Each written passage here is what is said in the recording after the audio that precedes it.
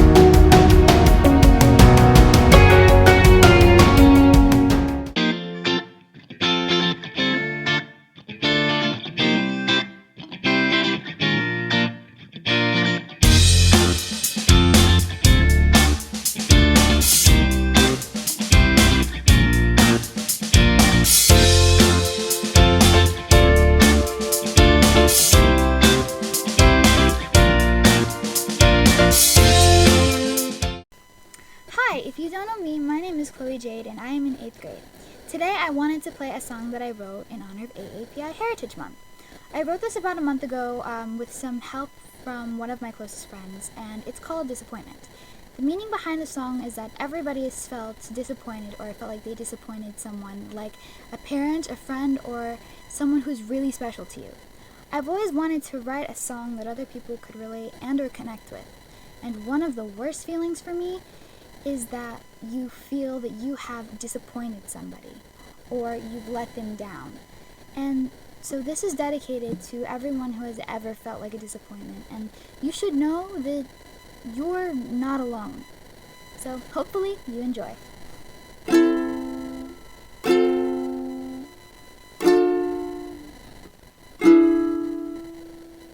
It's hard to keep a smile on my face without leaving a trace of tears until I get home. I can help other people, but I can't help myself. Just gotta deal with the cards that I've been dealt and leave my heart on the shelf.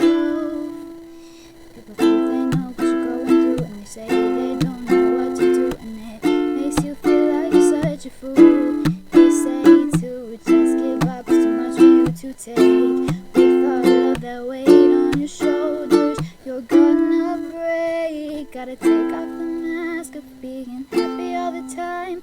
It's okay to cry sometimes in the middle of the night. Stop being so hard on yourself is what they'll say. But at the end of the day, all that I can see is that I don't wanna be a disappointment to anyone. Don't wanna let them down, 'cause that feeling isn't much fun. Gotta dig down deep and be brave. Gotta wake up and see the day you're not alone to smile. And remember that you're not a disappointment anyway.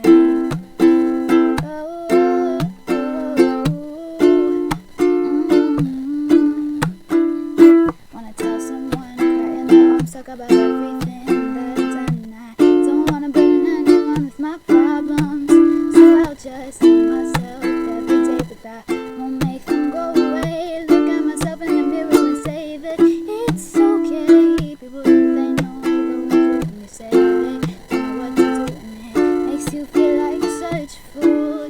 They say to just give up, it's too much for you to take.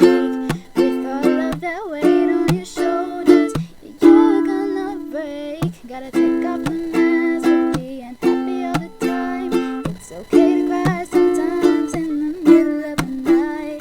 Stop being so hard on yourself is what they'll say. At the end of the day, all that I can say is that I don't wanna be a disappointment to anyone. Don't wanna let them down, 'cause that feeling isn't much fun. Gotta dig down deep and be brave. Gotta wake up and seize the day you're not alone to smile. And remember that you're not a liked it and hope you have a good day. Bye!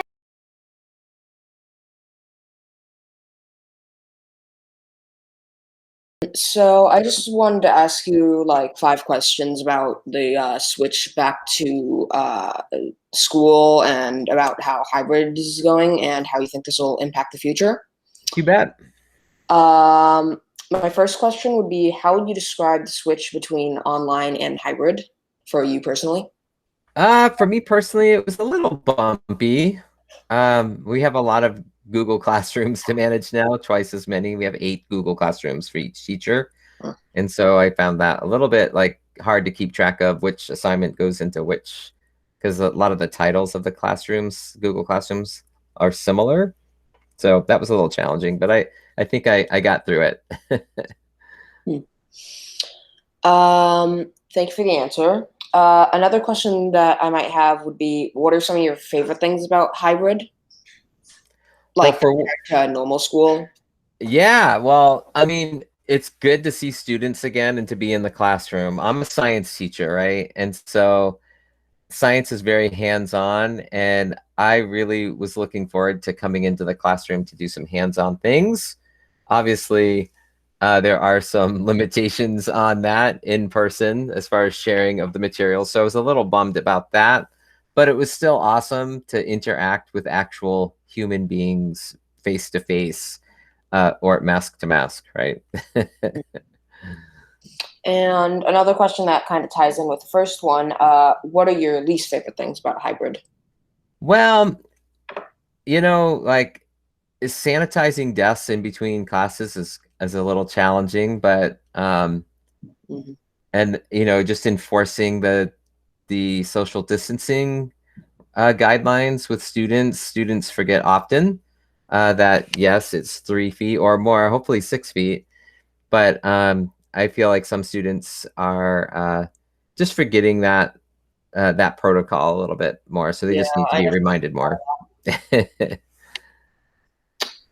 Another question I might have is, what do you think the after effects of COVID distance learning will have an effect on the way that you teach?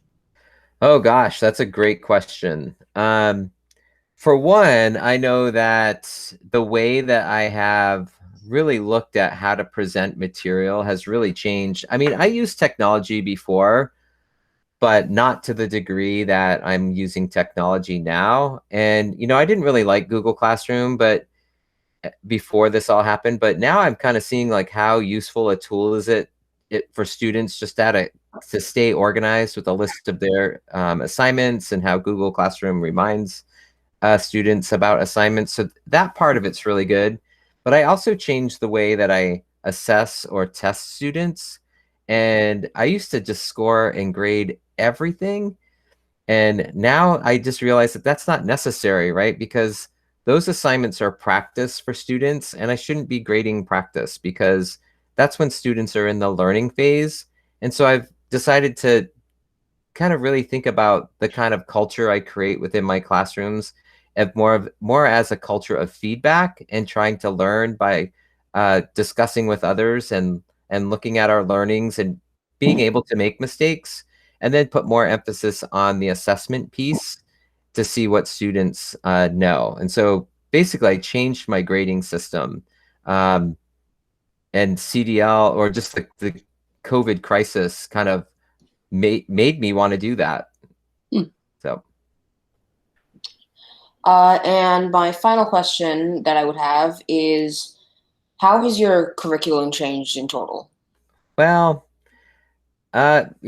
with science, we haven't been able to do any hands-on stuff. So I've had to really kind of be creative in like, okay, I'm gonna record myself doing a lab demonstration, or show a recording of looking at different rocks rather than having the students hold and touch the rocks. So one thing that we learned in science is that there's a difference between an observation and an inference. And I have found that students have had to use their inferencing skills a lot more in this format than they have ever had to do. And so I'm definitely looking forward to going back to students being able to do hands-on, because science just isn't quite as fun, I feel, doing it virtually. Got to be hands-on. Well, that is all the questions that I have for today. Thank you for coming. I know this has been a lot of planning for the past week. Uh, Anyways, thank you for cutting out some time,